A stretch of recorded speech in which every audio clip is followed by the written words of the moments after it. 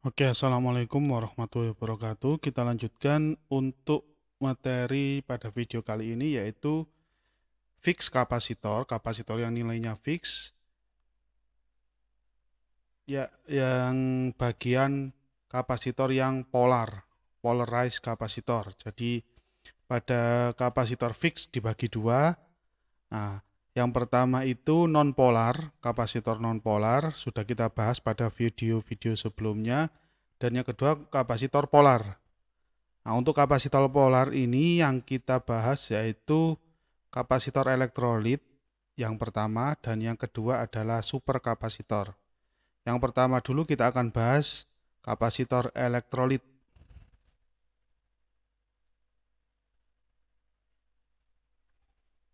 Oke, langsung saja elektrolit kapasitor. Sebentar.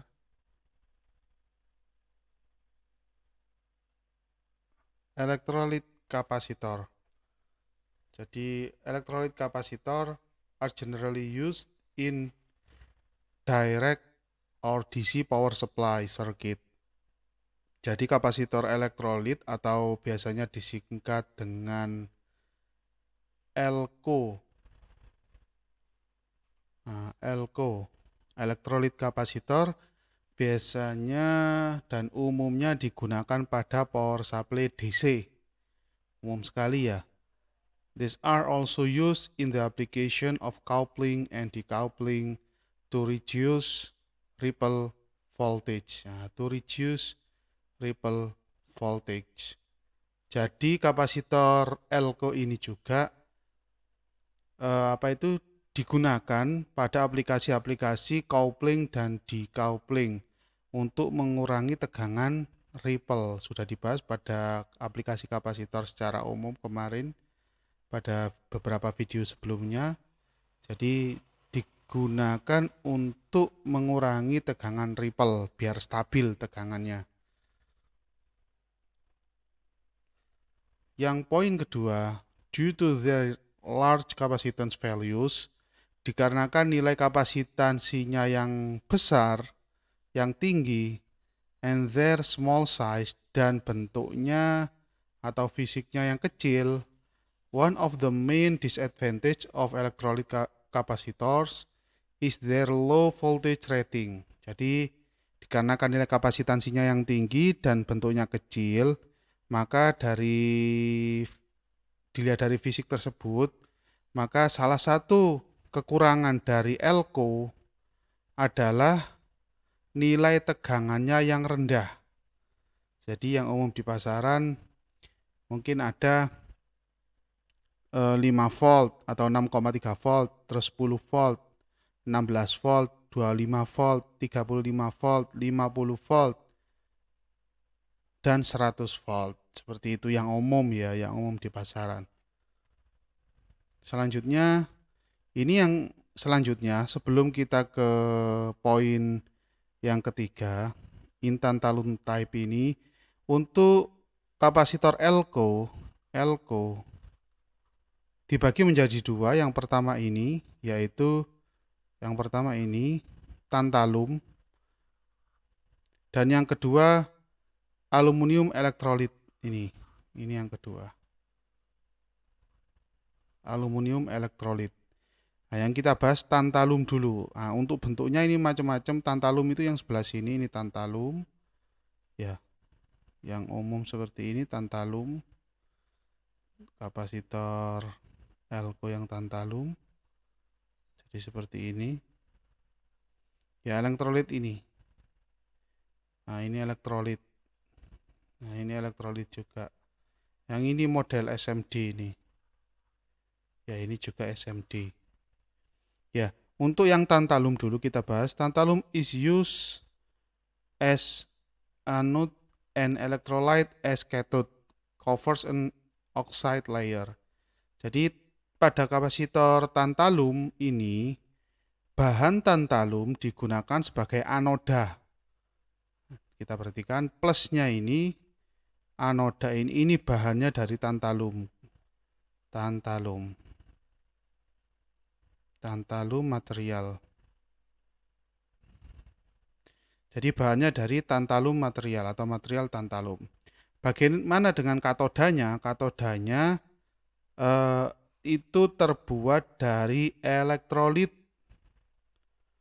An electrolyte as cathode covers an oxide layer. Jadi bahannya elektrolit. Nah, elektrolit ini membungkus lapisan oksida. Jadi di dalam bahan elektrolit ini di dalam elektrolit ini ada lapisan oksidanya. Itulah yang sebagai katoda. Jadi itu ya. Jadi elektrolit covers oxide layer. Jadi itu yang katodanya untuk tantalum. These are bit high than the aluminium type kapasitor. Jadi untuk kapasitor tantalum ini lebih bagus lah. Kualitasnya lebih bagus, lebih presisi dibandingkan kapasitor aluminium elektrolit. Ya, yang tantalum ini lebih bagus kualitasnya dibandingkan dengan yang aluminium elektrolit. Bentuknya sudah digambarkan di sini ya, ini yang tantalum.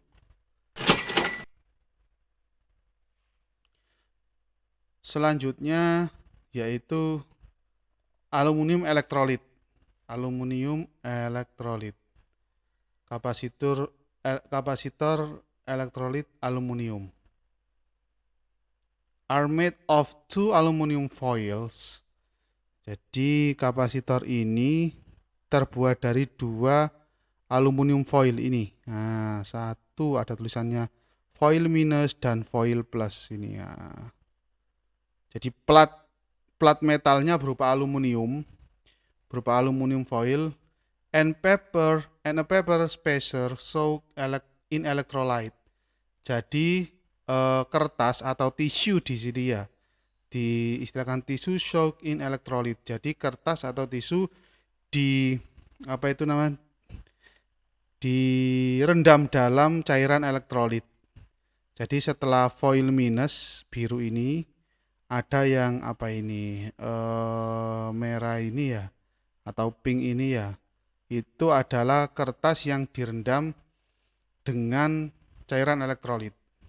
Nah, ini strukturnya dari kapasitor aluminium elektrolit ya. Jadi ada dua plat logam di sini, plat logam atau plat logam yang warnanya biru ini 1, 2, tulisannya foil main dan foil plus. Terus di setelahnya foil minus ini dilapisi oleh kertas yang direndam pada cairan elektrolit. One of the aluminium foil is covered with an oxide layer.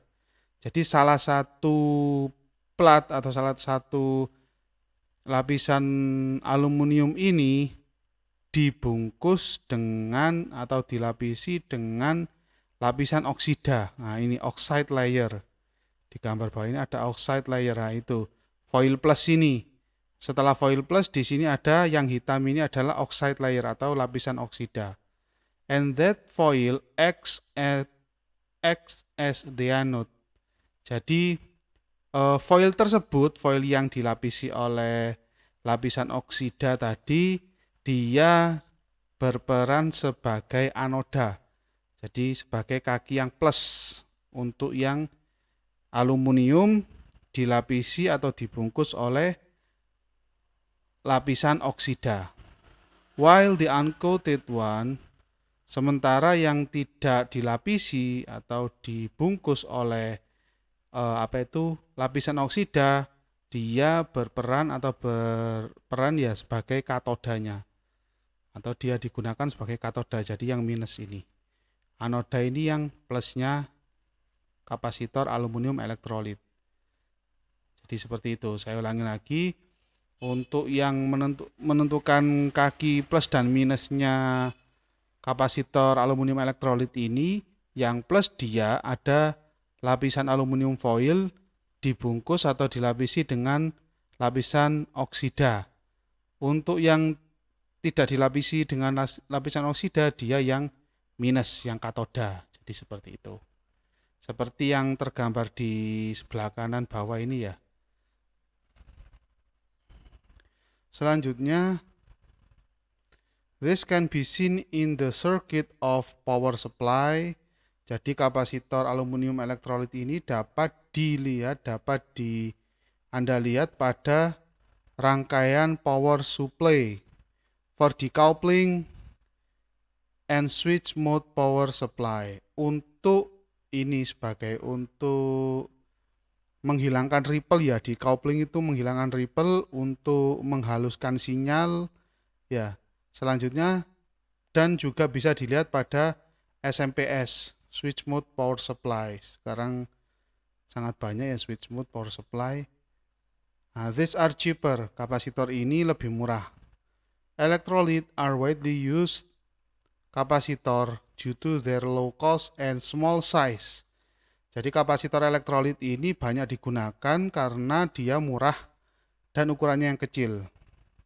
Terus, but there are 3 easy ways to destroy an electrolyte kapasitor. Ada 3 cara yang mudah untuk merusak kapasitor ini. Jadi hati-hati ya. Ada 3 sebab yang bisa menyebabkan kapasitor ini rusak. Yang pertama, over voltage. Yang kedua, reverse polarity. Dan yang ketiga, over temperature. Over voltage ini tegangan lebih. Reverse polarity ini polaritas plus minusnya kebalik. Ya, plus minusnya reverse. Dan over temperature dia kelebihan tegangan. Kita jelaskan yang pertama dulu, over voltage. Dia over voltage, excessive voltage will cause current to leak through the dielectric resulting in short circuit condition. Jadi excessive voltage, tegangan lebih akan menyebabkan arus bocor melewati lapisan atau melewati bahan dieelektrik, di mana dia akan menyebabkan short circuit atau konslet, short circuit condition. Jadi pada saat kita memberikan tegangan lebih pada kapasitor, ya maka arus akan mengalir menembus material dieelektrik dari kapasitor. Jadi awalnya kan kalau kapasitor sudah penuh, jadi kapasitornya sudah penuh, di situ ada plat yang ditempati oleh elektron-elektron, minus minus minus, dan ada yang ditempati oleh muatan positif, plus plus plus plus. Jadi seperti itu.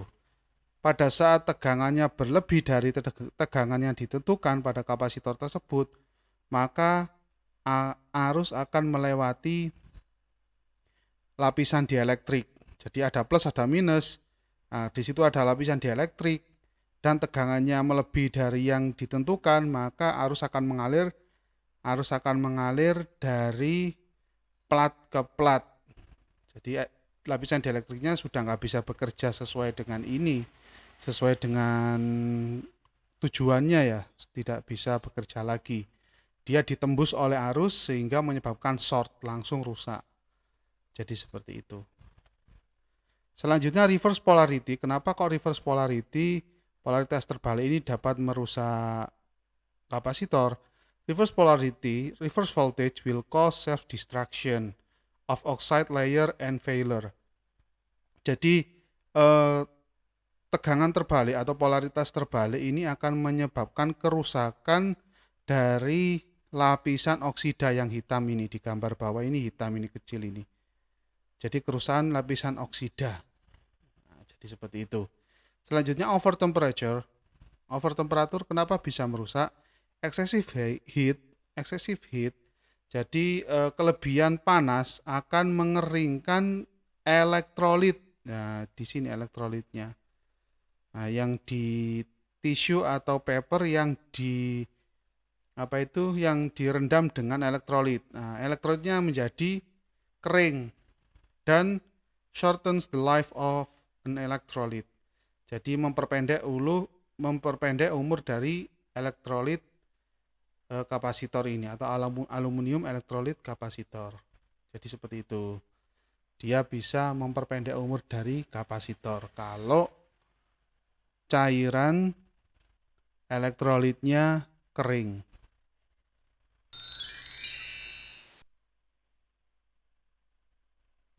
Selanjutnya setelah kita membahas aluminium elektrolit kapasitor ya. Nah, tadi kan seperti yang dikatakan untuk yang polar, kapasitor yang polar dia dibagi dua, ada elektrolit kapasitor atau elko dan yang kedua ada super kapasitor.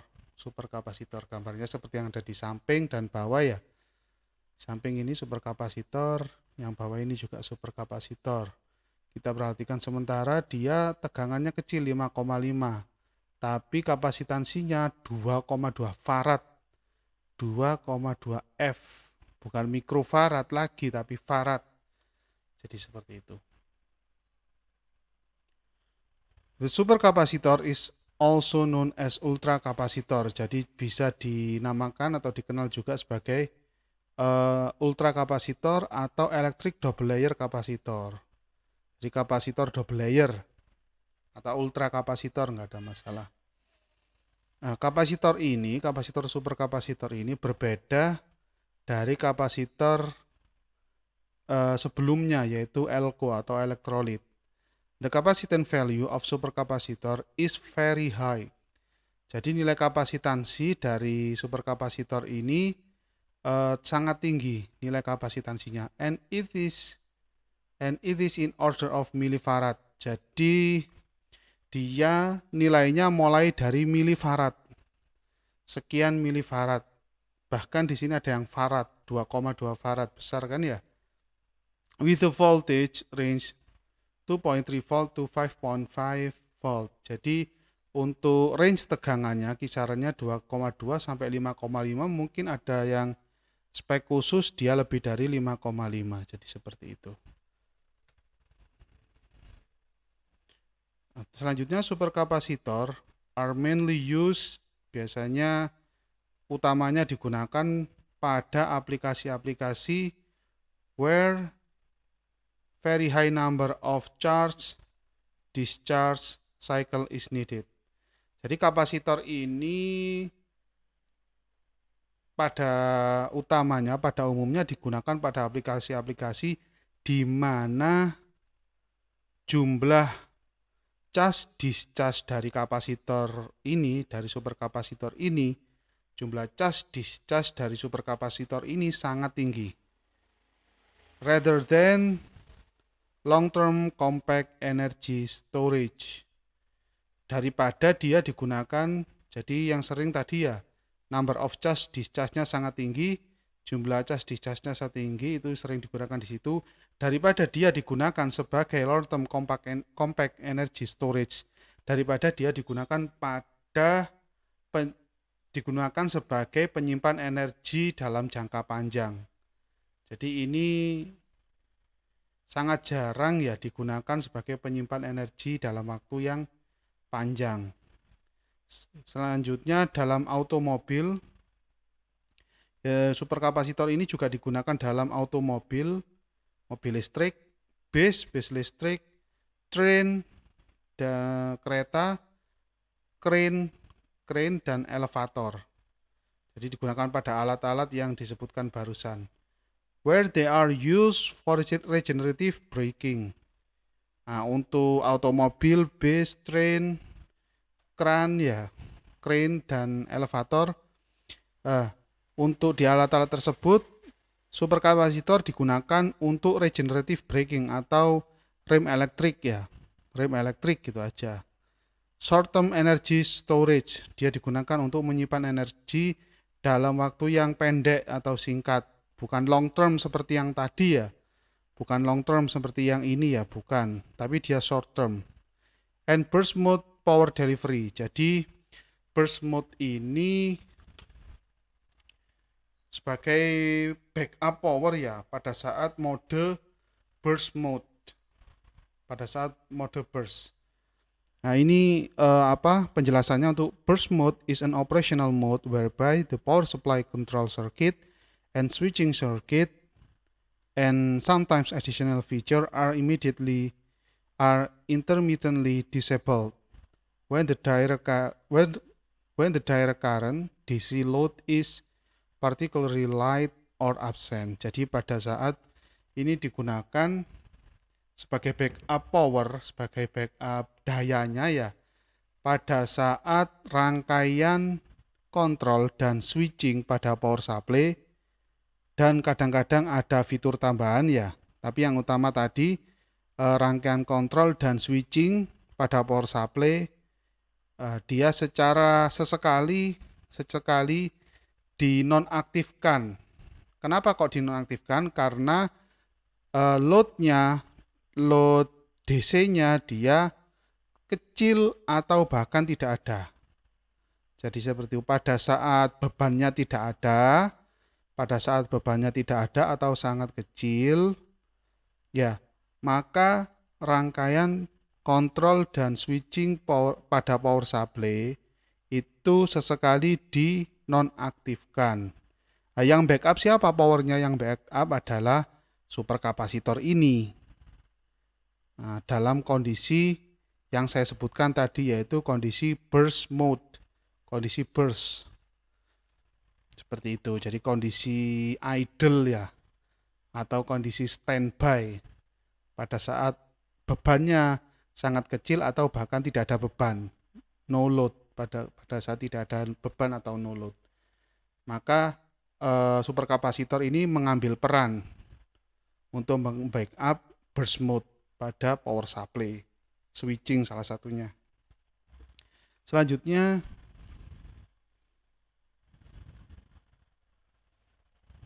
bentar. Smaller unit